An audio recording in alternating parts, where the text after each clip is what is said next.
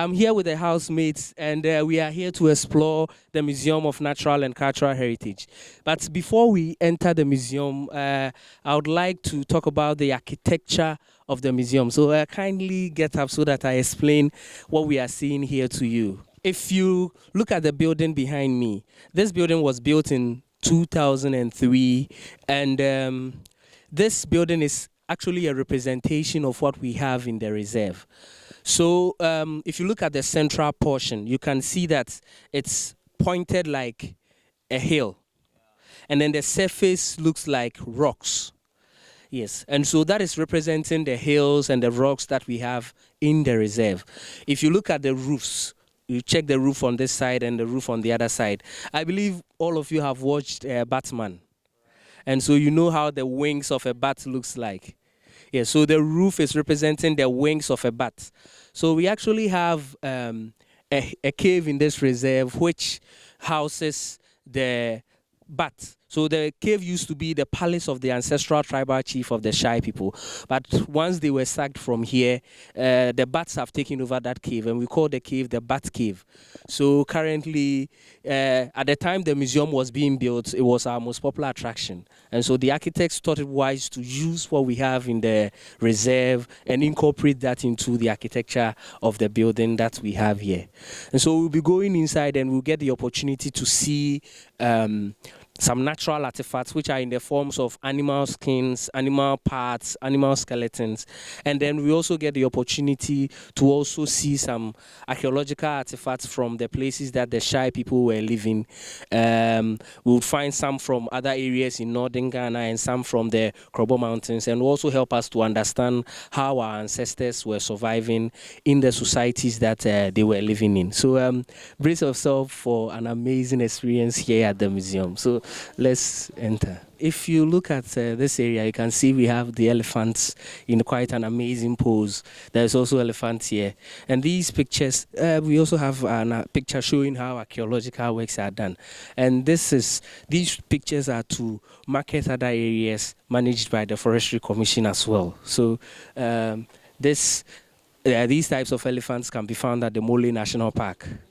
Yes, and so when you go there, you get to see the savanna elephant in the natural habitat, and you can enjoy that as well. If you see the zebras in this type of pose that we have here, it's not a friendly pose. No, they are not hugging. They are in a they are not gossiping. It's a very tense situation. They are about fighting. Yes, so the picture may look very nice, but it's not a friendly pose. And this also helps you to actually get very close to the zebra while you are not close. So you are close, but you are not close, because it's an enlarged format, and so you can really enjoy that. This is our wall of skins. So this is the wall of skins, and then we have some skeletons here. So I'll take turns explaining every species of animal we have here one by one.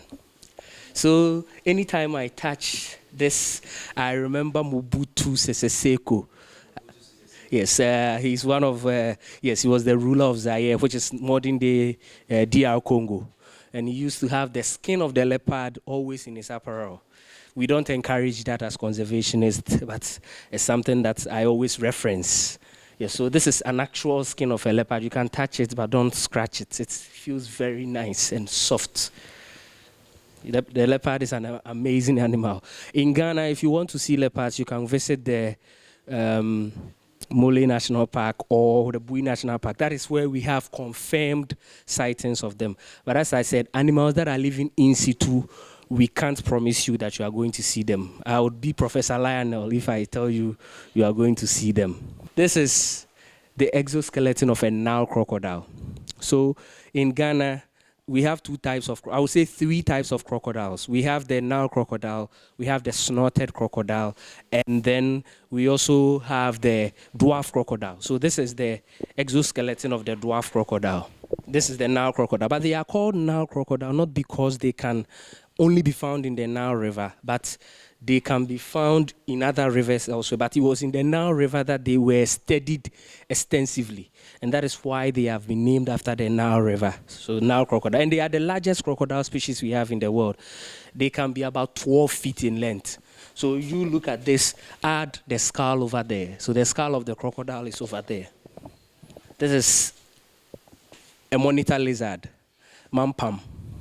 Yes. And then this is a bushback. It's an antelope species, the one the people of Sempa, Winneba, use for a Boachre festival. So this is the bushback. It's not a deer, it's a bushback. You can see its difference from this antelope, the cob, by the white lines and the white dots on its back. So this is the cob antelope. In this reserve, as I told you earlier, we have 3 types of antelopes. We have the bushback, the cobs, and the dikers. The cobs are the most visible ones. So if you are lucky to see any antelope species here, it will probably be the cobs, because they are the ones that are usually in the plains, because they feed on grass. The other ones do not feed on grass.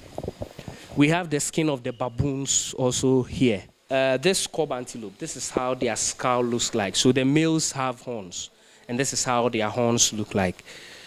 And then this is the horn of the bushback, the Boachre antelope.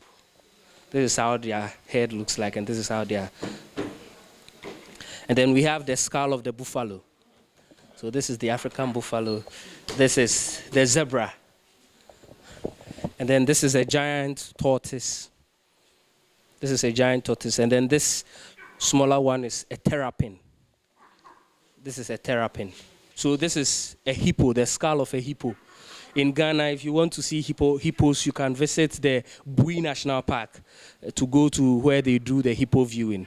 And hippos are very amazing, but very dangerous animals. We come to the elephant in the room, literally. So this is the skull of a small elephant. Yes, a small elephant. So there's a picture very opposite where I am. You can see there are 3 elephants in that picture. So this is like the smallest elephant you see in that picture.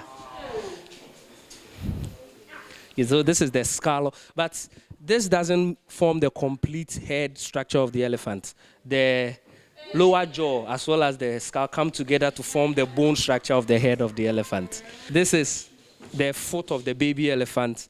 This is the thigh bone. This is a sample of the elephant's skin. And then we have the ear of the elephant also here. If you think that is amazing, wait until I show you what's next. Now, this is just one rib of an elephant. Yes, it's one rib. And the African elephant has 21 pairs of ribs. So 21 pairs, meaning they have 42 of this inside of them. Yes, and anyone to volunteer holding it? Okay, use both hands. Yes.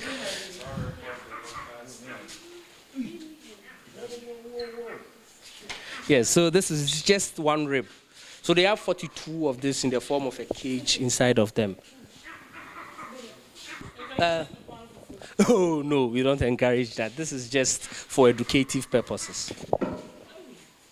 So if you think the rib is fascinating, now this is the scapula. The scapula, yes. Yes. Yes, they have 2 of this inside of them. This is the scapula of the elephant.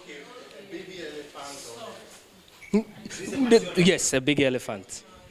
But you can have other elephants having scapulas that are bigger than this.